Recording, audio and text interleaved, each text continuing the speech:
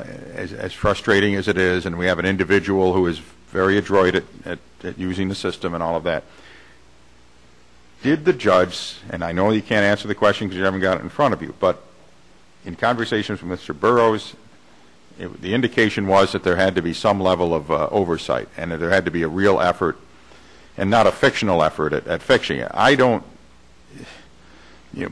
my understanding anecdotally is that the individual who owns the house was in there picking at floor tiles and so on, and sort of, or trying to struggle to get a piece of countertop in there. And I witnessed him in his inside-out bathing trunks painting a porch roof at a snail's pace. Not knocking him for doing any of that, but I am saying that the notion that there's a concerted effort to repair the house is indeed probably not the case at this time. Exactly. And that's on the other hand, just saying that you can go on private property on the vague suspicion that there's a overall public health danger that extends beyond the property, in other words, some kind of plague that's leaking out of there, I'm not sure you can do that. Now, that's not to say that if there was building permits issued and work done and it had to be inspected, and those in the code business with health expertise who accompanied the building inspector, maybe in terms of a look-see, but I don't see how you get in there and do that. Well, like Mr. Mustairs, and I don't even know the gentleman, but there's been other homes that the health officer has been in. Yeah, the house on Columbia Street, and he said that didn't. But he went in there and determined that even though there was rotting feline carcasses there, that did not pose a public health threat beyond the scope of that property. It certainly rendered the property uninhabitable, but it did not do anything beyond that. And we had the same situation with neighbors raising a concern, and I called Boxberger, and maybe other members did. He was involved in it. Whether they don't want to jump into that briar patch, I don't know. But that's the situation you're in, and I think it holds out false hope to say that if someone with the letters DR preceding their name somehow gains access to the house, that you're going to get Mr. Moot banished forever. I'm not saying that to be contrarian. I'm just saying I don't think you're going to get what you're desiring. Right, but the point is that the owner of that property on Columbia Street, they granted the permission for them to go in and render a decision. And in this case, we have a gentleman who once again is, putting up resistance to a process here of trying to not only accommodate neighbors but rectify the situation on the property as well. And again, he has refused to allow him to come to look at the property. So what other alternative do we have other than following through with what Mr. McWayne said and obtaining a court order to have Dr. Kasulki come on? Otherwise, Mr. Mayor, I agree with you. We know what the decision was rendered on the Columbia Street property, but in this case, we don't know.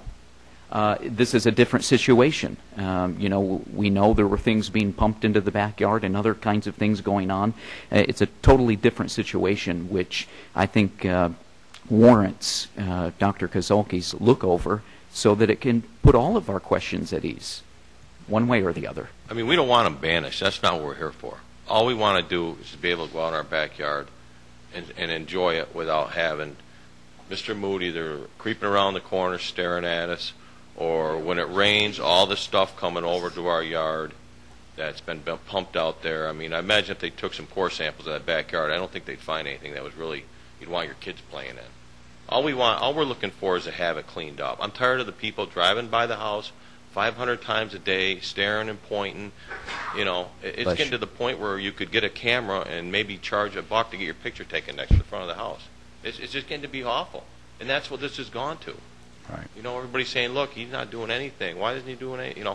I'm tired of listening to it. That's all. That's the trouble. We just see it's stalled, and it's going to just be a revolving cycle of. Well, if the court order is not being enforced to the letter of whatever restrictions are available, then I'm inclined to say, as a citizen, it should be, because a lot of people did, assist in the preparation of that particular action, and if, as I had been led to believe, that access could only be obtained when there's actual work being done or a contractor there doing work in his absence. But if it is just carte blanche from 8 to 5, I don't think that's in the spirit of the order, because I don't think, and just saying there's a plumber doesn't mean there is a plumber. Exactly. It's like his sidewalk. He was cited for a sidewalk, as well as two other families or two other residents. They fixed their sidewalks. He has not fixed his. Why doesn't the city go in and fix it? Why don't we? I don't know. I mean, This isn't reflected on us. I mean, it's not reflected on us. It's reflected on you. No, I know. Well, and I think that all of us and so many of you all, especially those that were directly involved, were under the impression that we were going to court, with the hopes, with the hopes that, there was going to be parameters in which he was going to be able to access the property. And, according to Mr. Sly, he says that maybe the judge made some changes in that and granted more liberty. This is the first I'm hearing about it. I didn't realize that. I thought it was padlocked and he was going to be able to be on the property either with a contractor or with someone from our city staff. Sure. Otherwise, and I've seen it as well, he's hauling bags of who knows what into the property, and it seems like this scenario is kind of duplicating itself. And so I wanted just to make two requests. One is that, I don't know what the process is for us to, move forward to obtain a court order for Mr. Kasulki, Dr. Kasulki, in order to look at the property. And then two, at the last meeting when Mrs. Corvo was away, Mr. Sly said that the city engineer would be able to look at the property and also let us know, render a decision in regard to its stability, and that would enable us to come up with some kind of timetable to rectify the problems there on the property.